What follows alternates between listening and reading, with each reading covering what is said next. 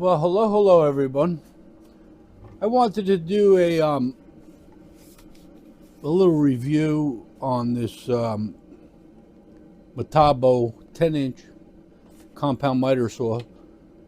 I really didn't see many of them out there. I saw a lot of other ones, and they used to be called Hitachis.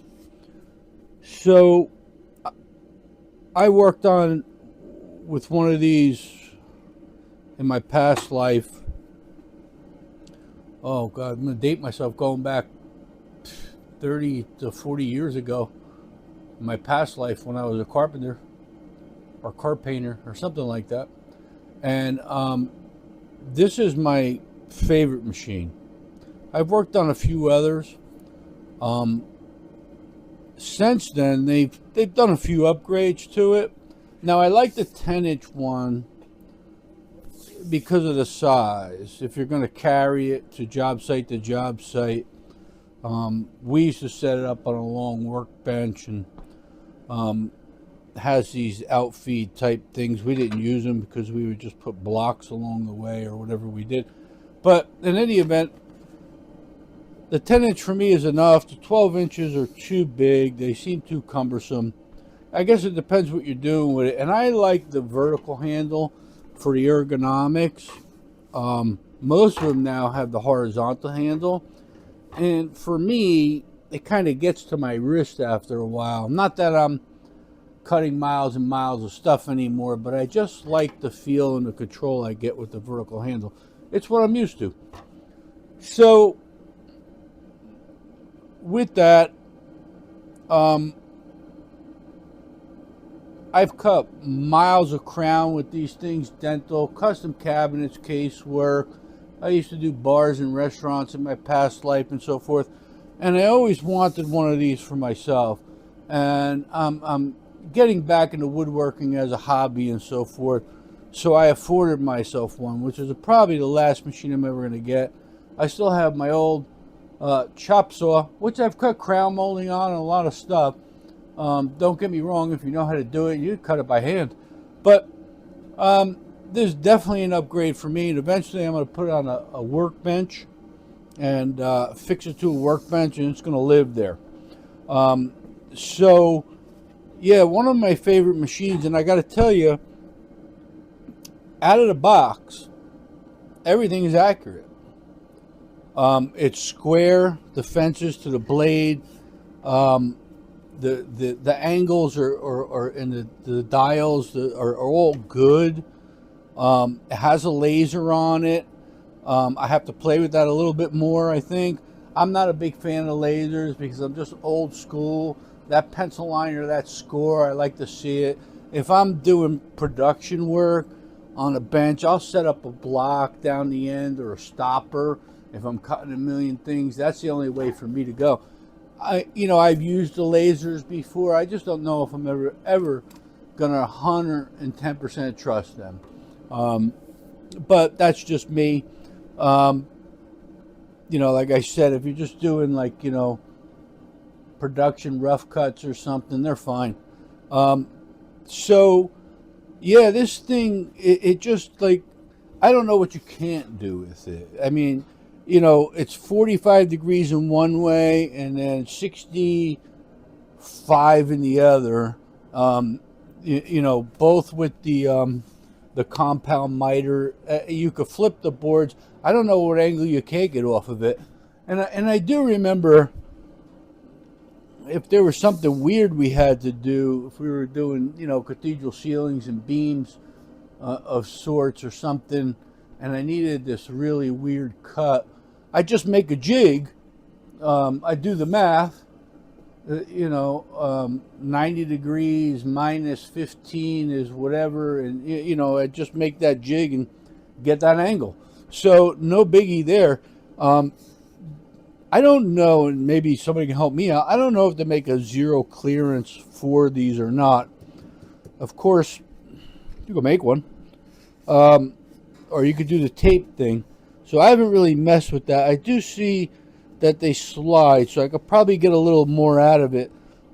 You will have to, on your first cut, score this stopper back here. And then, you know, it has a hold down, and it has this fence that if you're going to do compound miters and so forth, you'll have to move that out of the way, which is fine. Now, bringing back memories for me. Like I said, eventually this thing is going to live on a workbench, and I'll hook it up to a dust collector and so forth. But I'm just excited. I did a couple cuts with it to have it. What was I going to say? Oh, the blade. Yeah, the blade is a little lackluster that it comes with. Maybe I'll run this thing through a table saw for some rough cuts or something, but I'm going to get an upgraded blade like a 60 tooth. I think that's a must, something with a small curve to it, something I would maybe send out to sharpen. This is nothing I would ever send out to sharpen for sure. You know, you can live with it for a little while. So, what else about this thing? You know, plenty of amperage and horsepower. The brake, it has the slow start, so you're not drawing more than 110. You know, when you're starting it up and popping breakers and so forth. Yeah, just a really great machine. And I was never a big fan of. I don't want to bash anybody. I've used a lot of tools, and some tool manufacturers, I like this from them, I like that from the other. It's just, you know, my preference. I think one thing, you know, and I've tried pretty much all of them. This one I always liked from Hitachi, now Metabo. And I'm glad they're still around. I wasn't a big fan of some of their tools when they first came out. Again, I'm going back close to 40 years ago. You know, some of them just didn't seem to have that precision or that, and maybe they, you know, they've changed by now. Maybe I should try some of their other products. You know, maybe they've gotten better over the years and so forth.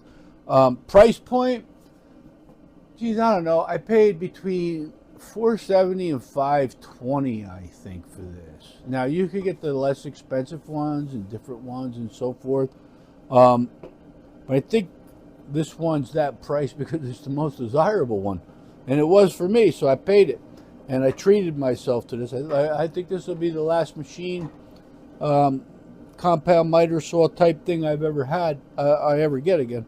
So yeah, so I just wanted to see if I could give my humble opinion or my years experience in working with these things.